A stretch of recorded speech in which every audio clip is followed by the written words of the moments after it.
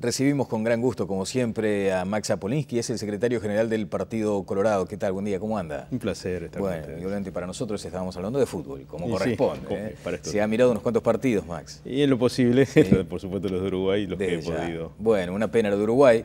Decíamos allí, usted en su cuenta de Twitter ha respaldado lo que ha significado este trayecto que ha empezado Tavares hace ya unos cuantos años y entiende que debería continuar.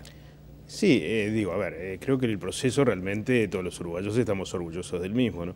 Los que ya tenemos algunos años dudábamos que pudiéramos ver de vuelta a Uruguay en la posición que la vimos en el 2010. Claro. Yo les decía a mis hijos que en realidad yo pensaba que no lo iba a volver a ver y sin embargo nos dio una gran satisfacción. Y más que nada como fue el proceso de trabajo. Entonces, no sé si esos son temas inherentes al fútbol, que yo no estoy tan involucrado más que como aficionado, ¿no? Pero parecería que es un proceso que de alguna manera deberíamos tratar por lo menos de aprender y ver que no se termine, por lo menos abruptamente. Sí. Bueno, yo decía el otro día, pasamos de la afición a la aflicción deportiva en un abrir y cerrar de torneos, pero esto de Tavares también responde a otra consideración que querría de usted.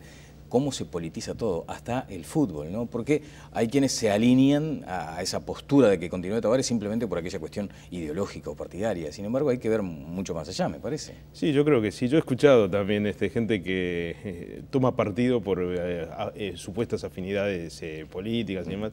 Yo la verdad que no trato de no entrar en esa, ¿no? En realidad creo que tenemos que dejar un poco libre nuestro corazoncito de hincha también y sentir lo que realmente es bueno o malo más allá de las personas y más allá de las posiciones. Exactamente. Bueno, lo convocamos a usted en atención a, primero, su condición de dirigente de un partido tan importante como el Colorado y además a lo que representó en su trayectoria haber estado en la subsecretaría del Ministerio de Economía y Finanzas a la luz de estos datos conocidos en estas horas. Sobre todo el que tiene que ver con ese 3,3% previsto de déficit, 3,2%, ¿no?, del PIB previsto como déficit fiscal para el cierre de esta administración. Una primera consideración sobre eso.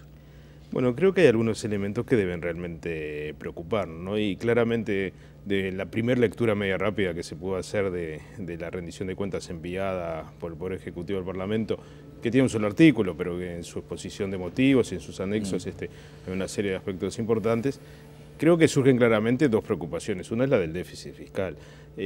Parecería difícil entender a esta altura, más de 10 años después de salidos de la crisis, que estemos todavía manteniendo este nivel de déficit, ¿no? Y yo creo que a veces hay que explicarlo un poco a la gente. Porque, bueno, es lo que yo quería apuntar, para quienes no somos expertos en la materia, no vivimos tan intensamente la economía, nos cuesta a veces asociar esos conceptos a la vida cotidiana. O sea, en principio, ¿qué significaría el déficit fiscal? Bueno, que como en una casa cualquiera se gasta más de lo que se recauda, en principio, o de lo que se obtiene. En principio eso. Pero sería bueno, sí, tratar de ilustrar. A mí me gusta porque siempre hablamos de esos porcentajes que son porcentajes del PBI, claro. Y la gente dice, bueno, ¿y el PBI? ¿No? Ahora, me parece que habría que bajar a tierra algunas cosas. Por ejemplo, en el año 2002, el peor momento de la crisis, el PBI andaba en 12.000 y pico de millones de dólares y nosotros andábamos en un porcentaje de déficit fiscal similar al que justamente se está anunciando para el fin de esta administración. Pero en aquel momento serían unos 450 millones de dólares.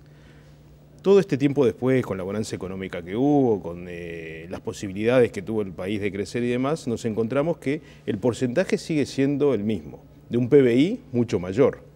Quiere decir que de aquellos 450 millones que era lo que le faltaba al Estado de alguna manera para cubrir sus gastos, hoy pasamos en el mismo porcentaje PBI a casi 1.800 millones de dólares. Quiere decir que hemos multiplicado por 4, por 5, la cantidad de dinero en dólares que nos necesitamos para financiar los gastos del Estado. Ahora, contador, desde su punto de vista, ¿es acertado entonces hacer esa comparación de este momento con aquel? Porque también en todo caso habría que revisar lo que ha sido el crecimiento de la economía. Sí, por supuesto, pero lo que yo el último renglón de este razonamiento, ¿cuál es? Nosotros decimos, esos gastos en los cuales estamos incurriendo, el día de mañana, las circunstancias, la coyuntura internacional, los problemas internos, cualquier cosa, nos hace bajar el PBI. Ese porcentaje se acrecienta muchísimo, porque los gastos son inelásticos, como dicen los economistas. No podemos, muy difícil que los gastos en los que vayamos incurriendo podamos después bajarlos si el PBI si el PBI también baja. Es esa condición estructural, digamos. Exactamente. Entonces nos decimos, está bien, siempre para los economistas hablan del porcentaje PBI, pero para la gente, para la que no está en esa temática, entonces, ¿qué tenemos que decir? Que en un año 1.800 millones de dólares le está faltando al Estado para poder financiar sus gastos.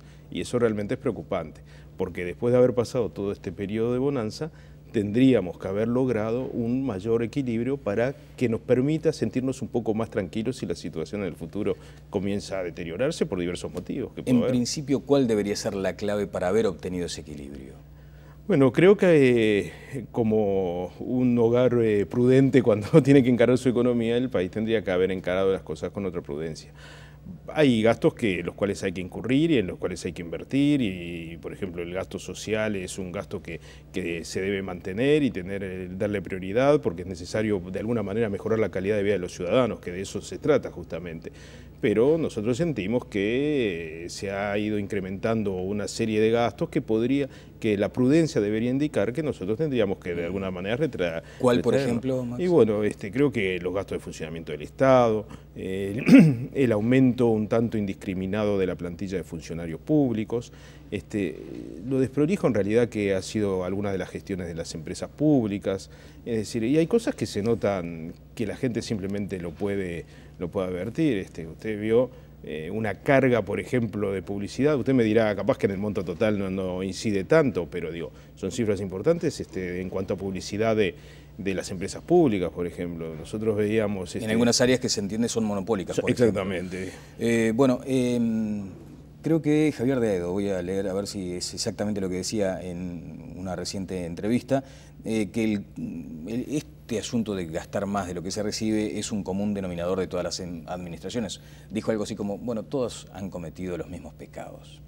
Bueno, eso siempre es relativo al momento. También Javier de Aedo hace algunos días le escuché algún comentario al respecto, que por ejemplo el año 2004, el último de la administración del último gobierno del Partido Colorado, justamente fue una clara demostración de una administración que no incurrió en lo que muchos quieren llamar como el carnaval electoral.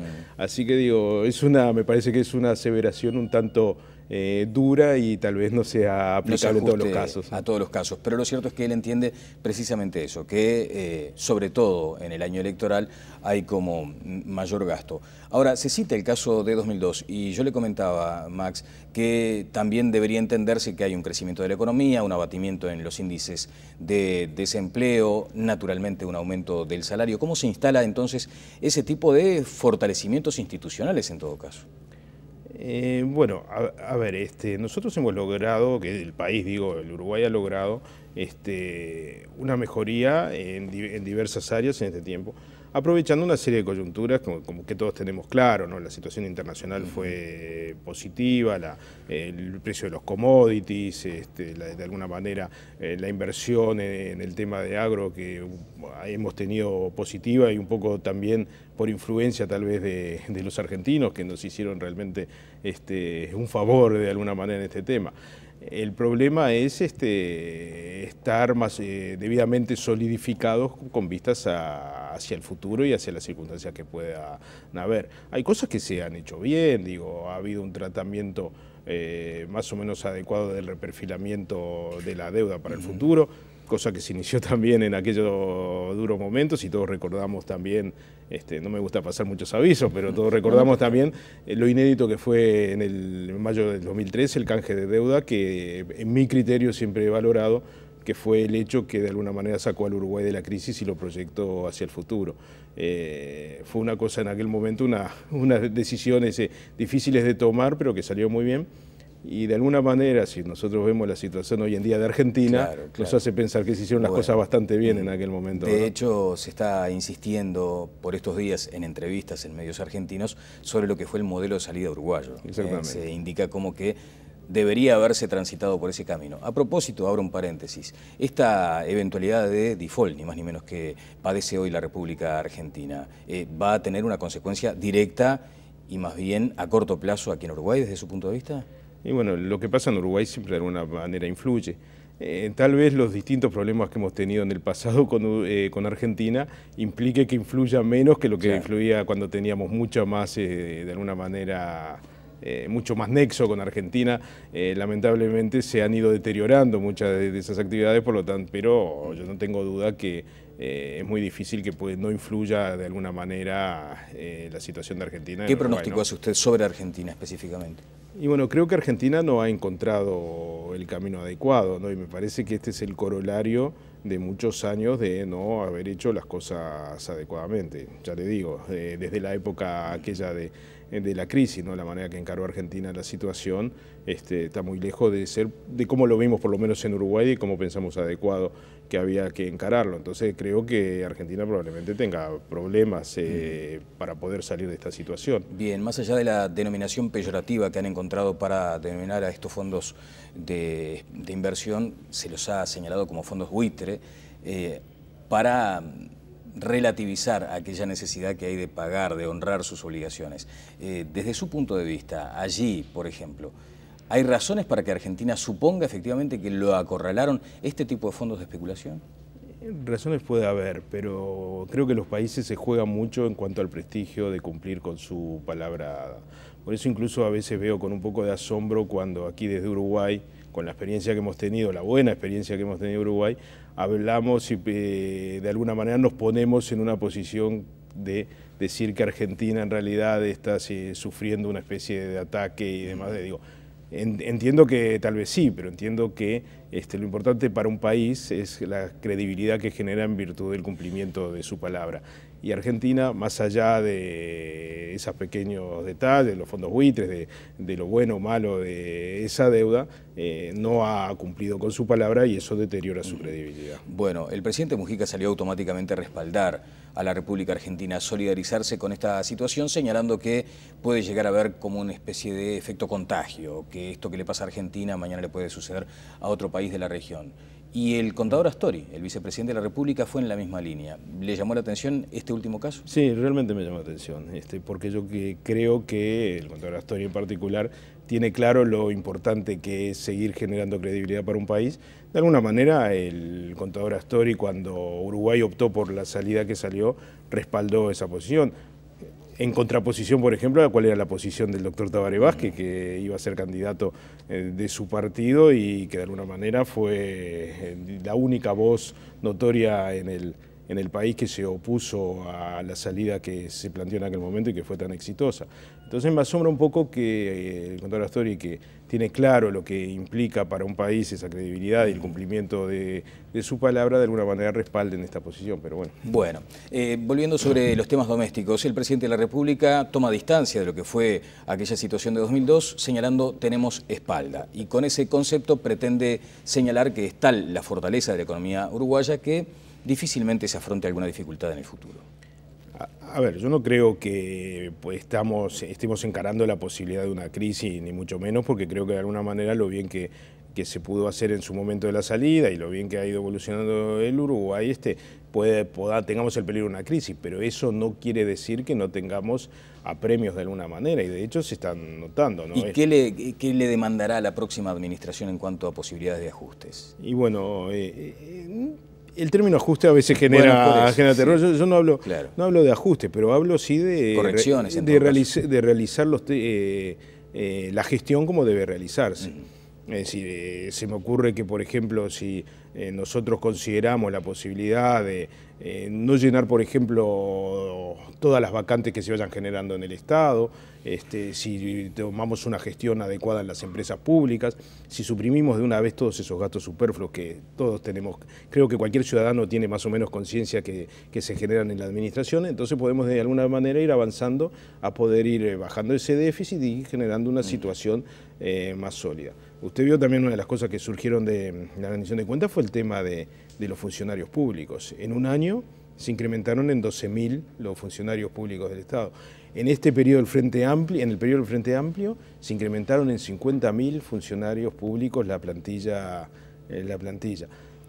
Yo no digo que no sea necesario, pero digo, parecería un poco excesivo, ¿no? Digo, parecería que no es razonable ir incrementándolo de esta manera. Claro, porque se asocia de parte del oficialismo que muchos de estos cargos están asociados a esas conquistas sociales, o sea, en seguridad, en salud. Lo que se cuestiona desde la oposición es de pronto el núcleo duro de funcionarios de confianza. Eso por supuesto, digo, se ha incrementado de una manera, digo, nosotros claramente, nuestro candidato, el doctor Barri, ha planteado claramente la supresión de un montón de esos cargos de confianza que se han ido generando, que parece ser muy excesivo. Usted me dirá, eso no va a ser gran mella en el déficit fiscal, pero de alguna manera son señales y la demostración de clara cómo se debe realizar la gestión. Bien, ¿no? usted toma distancia entonces del concepto tradicional de ajuste fiscal porque efectivamente nos asusta a todos, cada vez que se menciona eso es un problema. Pero lo cierto es que entiende que debe existir algún tipo de correcciones. Por ejemplo, en la política de acuerdos salariales, ¿debería incorporarse alguna modificación?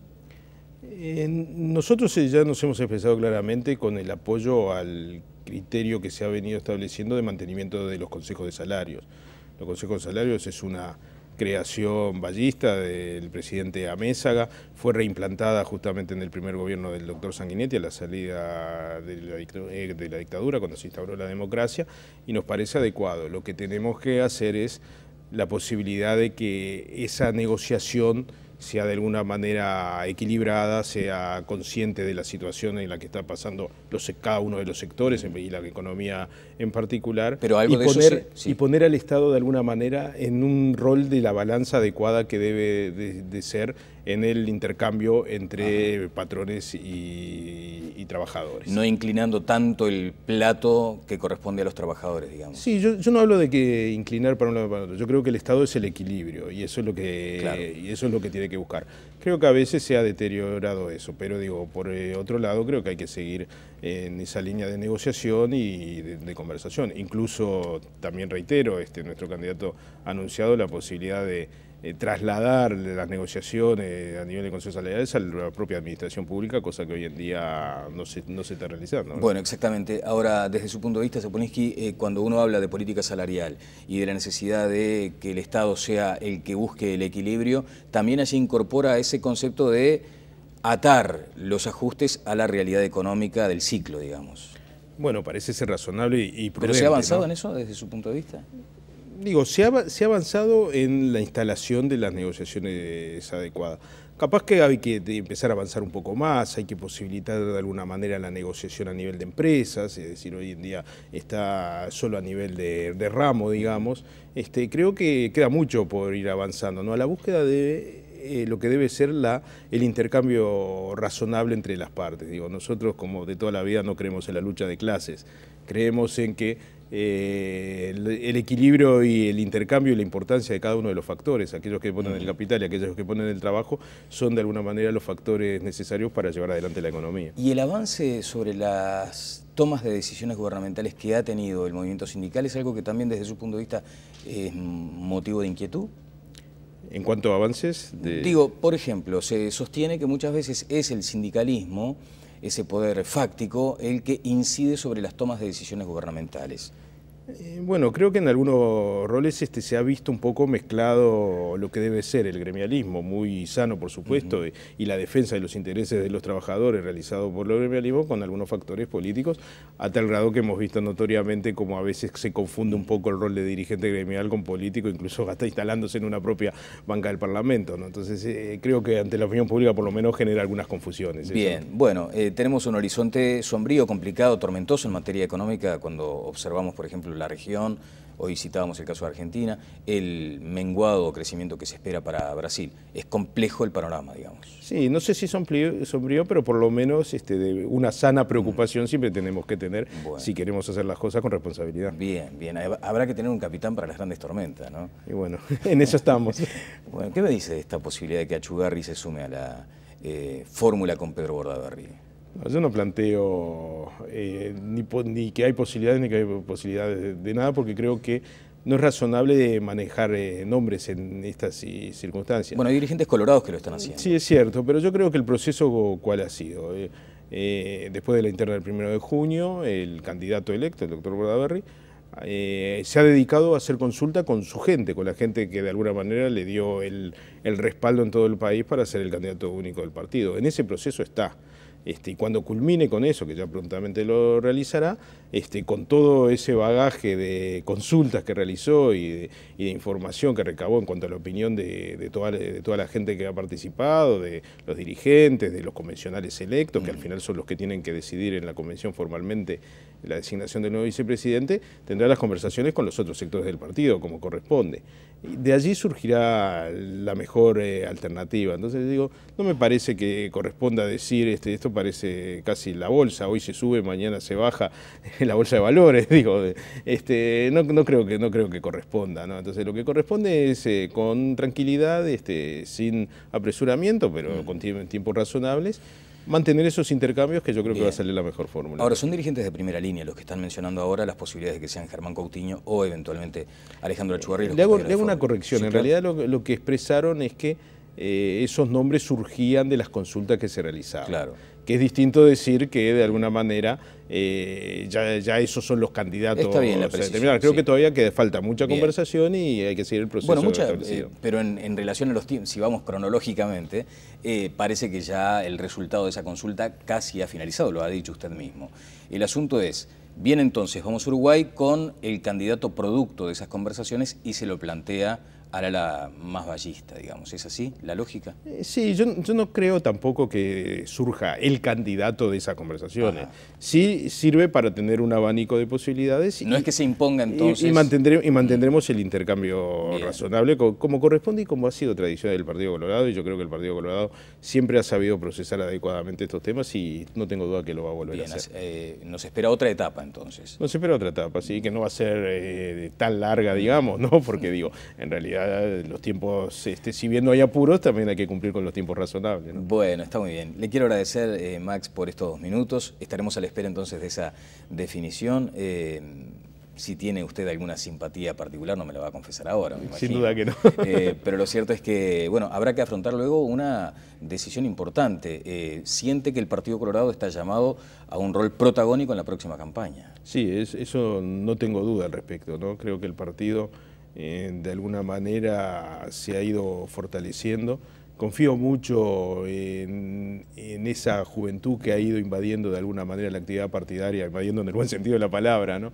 Me parece que tenemos un excelente candidato que va a desempeñar una muy buena campaña, y creo que el país se va a llamar a darle de vuelta al Partido Colorado oportunidades, porque siente que el Partido Colorado es el partido que da la sensación de buena gestión, de tranquilidad, de preocupación por lo social y por la gestión, que no siempre se cumple adecuadamente ambos roles a la vez. Bien. Entonces, de alguna manera, soy optimista en cuanto a la performance del partido. Correcto. Una última. ¿Cómo leyó esa observación de Ignacio Sosnava respecto al voto útil del Partido Colorado que habría contribuido a la victoria de Luis Lacalle Pou? Digo, los encuestadores manejan una serie de herramientas.